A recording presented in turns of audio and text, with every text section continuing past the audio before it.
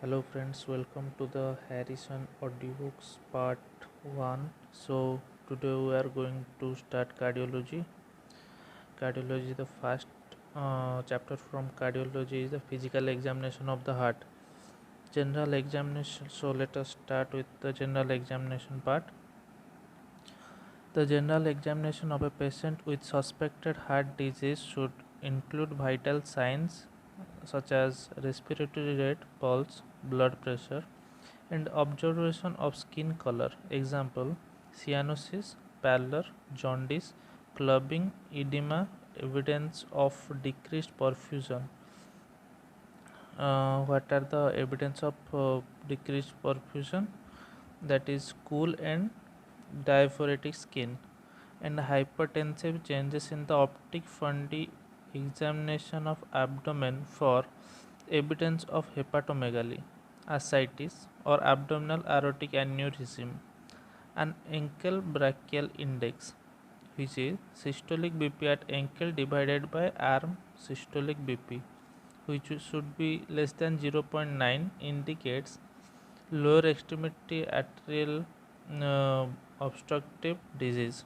Important findings of cardiovascular examination includes the following: carotid artery pulse, pulse parvus, weak obstruct due to decreased stroke volume, due to hypovolemia, left ventricular failure, aortic or mitral valve stenosis, pulse stratus, delayed obstruct, aortic stenosis, bounding or hyperkinetic pulse, hyperkinetic circulation, aortic regurgitation, vasodilation, pulse. Uh, After that will be pulses by bisference, double systolic pulsation, aortic regurgitation, hypertrophic cardiomyopathy. These are included in pulsus bisference. Pulsus alterans, regular alternation in pulse pressure amplitude in case of severe left ventricular dysfunction. Pulse paradoxus, exaggerated inspiratory fall which is greater than 10 mmHg in systolic BP, which is typical of pericardial tamponade, also seen in severe obstructive lung disease, massive pulmonary embolism, tension, pneumothorax. Okay, after that we will go to jugular venous pulsation. Jugular venous distension develops in right-sided heart failure, constrictive pericarditis, pericardial tamponade, obstruction of superior vena cava. So, jugular venous pulsation normally falls within the inspiration but may rise, which is the Kushmal sign, in constrictive pericarditis. Abnormalities in examination includes large A wave, absent A wave, large V wave, steep Y descent, slow Y descent. So what are these? So large A wave is the tricuspid stenosis, pulmonary stenosis, atrioventricular dissociation, which is right atrium contracts against closed tricuspid valve. Absent A wave, atrial fibrillation. Large V wave, tricuspid regurgitation, atrial septal defect, steep Y descent, constrictive pericarditis, slow Y descent. So these are all about the jugular venous pulsation. Precordial palpitation. So what are included in precordial palpitation? Cardiac apical impulse is normally localized at the fifth intercostal space, mid-clavicular line. Abnormalities include forceful apical thrust, which is seen in left ventricular hypertrophy, lateral and downward displacement of apex impulse, which is seen in left ventricular dilation, prominent presystolic impulse, hypertension AS, and hypertrophic cardiomyopathy. So in these three conditions, the prominent pre-systolic impulse is seen. Double systolic apical impulse, which is seen in case of hypertrophic cardiomyopathy, sustained lift at lower left sternal border, right ventricular hypertrophy में देखा जाता है. सो डिस्काइनेटिक और outward bulge impulse which is seen in case of ventricular aneurysm, large dyskinetic area, post myocardial infarction, and cardiomyopathy. After that, we will cover the auscultation. So first is the heart sound. S1, loud. MS, pre short PR interval, hyperkinetic heart, thin chest wall, soft.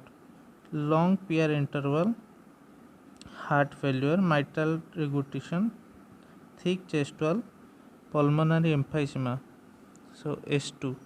Normally A2 precedes P2. Normally A2 precedes P2, and splitting increases with the inspiration. Abnormalities include widened splitting, fixed splitting, which is seen in case of atrial septal defect. In this, no respiratory change in splitting.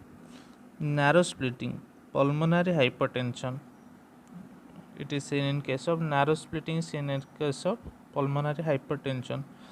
Paradoxical splitting, splitting narrows with inspiration. Left bundle branch block, heart failure. Loud A2, systemic hypertension. Soft A2, aortic stenosis. Loud P2, pulmonary arterial hypertension. Soft P2, pulmonic stenosis. Now after S2 we will move to S3, low pitched, hard pitched with bell of stethoscope at apex following S2, normal in children after age 30 to 35, indicates late ventricular failure or volume overload. S4, low pitched, hard pitched with bell at apex preceding S1, reflect atrial contraction into a non-compliant ventricle found in AS, hypertension, hypertrophy, cardiomyopathy, and coronary artery disease. Opening snap or OS, high pitched following S2 by 0.06 to 0.01 second. Heart at lower left sternal border and apex in MS. The more severe the MS, the shorter the S2 OS interval. Okay, so here is the figure from which we can see what is happening in case of S1, S2, S3 and S4. After that we will go for ejection clicks. High pitched sound following S1 typically loudest at left sternal border, observed in dilation of aortic root or pulmonary artery. Congenital AS or PS, when due to the latter, click decreases with inspiration. Mid systolic clicks at lower left sternal border and apex, often followed by late systolic murmur in mitral valve. Heart murmur, systolic murmur, diastolic murmurs. What is systolic murmur? May be crescendo, descendo, ejection type, pansystolic or late systolic, right-sided murmurs. Example, tricuspid regurgitation, typically increases with inspiration. Diastolic murmurs. Early diastolic murmurs begin immediately after S2, are high pitched and are usually caused by aortic or pulmonary regurgitation. Mild to late diastolic murmurs, low pitched, hard based, with bell of stethoscope observed in MS or TS, less commonly due to atrial myxoma. Okay, fine. Here is the figure. from which we can interpret the above data. Okay, so these are the graphic representation of the systolic difference. Green shaded area between left ventricle and left atrium with phonocardiographic recording a holosystolic murmur indicative of mitral regurgitation.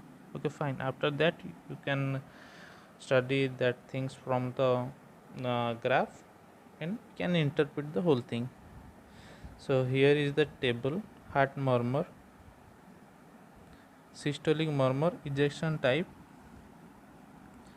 aortic outflow tract, aortic valve stenosis, hypertrophy, obstructive cardiomyopathy, aortic murmur, pulmonary outflow tract, pulmonic valve stenosis, pulmonic flow murmur, holosystolic, mitral regurgitation, tricuspid regurgitation, ventricular septal defect, late systolic, mitral or tricuspid valve prolapse.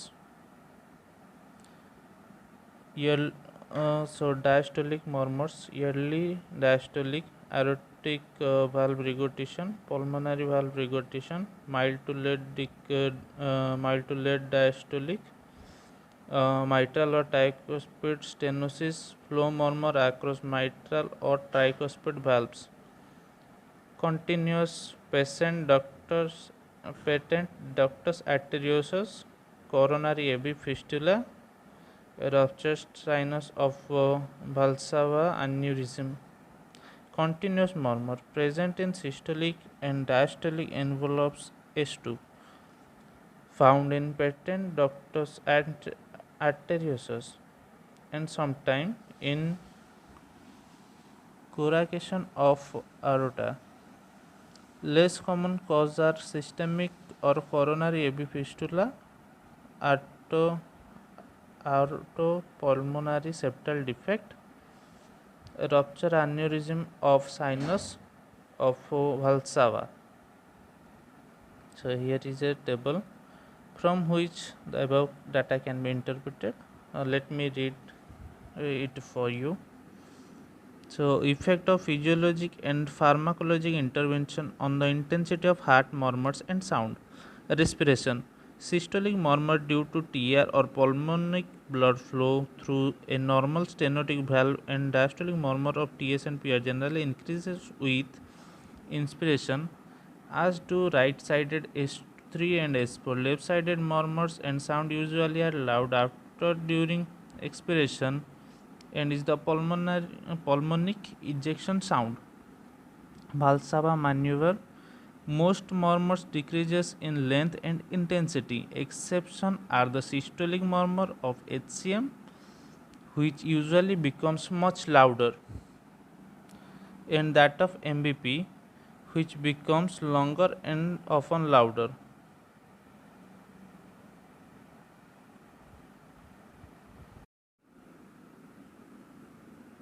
So after VPV or atrial fibrillation, murmurs originating at normal or stenotic semilunar valves increases the cardiac cycle following a VPV, or in the cycle after a long cycle in atrial fibrillation. So by contrast, systolic murmur due to atrial valve regurgitation, aortic valve regurgitation either do not change, diminish, which is a papillary muscle dysfunction, or become shorter, mitral valve pulsation. So positional change, with standing, most murmur diminish, two exceptions being the murmur of HCM, which becomes louder, and that of MVP, which lengthens and often intensified with squatting. Most murmur becomes louder, but those of HCM and MVP usually soften and may disappear. Passive leg raising is usually the same result, gives the same result. So after that we will come to exercise. What is the effect of exercise on the intensity of heart murmurs? We will see now. So murmurs due to blood flow across normal or obstructed valves becomes louder with both isotonic and submaximal isometric hand grip exercise. Murmurs of MR, BSD and AR also increases with hand grip exercise. However, the murmurs of HCM often decreases with near maximum hand grip. Left-sided S4 and S3 are often accentuated by exercise, particularly when due to ischemic heart disease. Abbreviation of the whole thing here I will repeat for you. AR is the aortic regurgitation, HCM hypertrophic cardiomyopathy, MR is the mitral regurgitation, MS is the mitral stenosis, MVP is the mitral valve prolapse, PR is the pulmonic regurgitation, PS pulmonic stenosis, TR tricuspid regurgitation, TS tricuspid stenosis, VPB ventricular premature beat, VSD ventricular septal defect. So with this I will like to finish this first episode of audiobook here.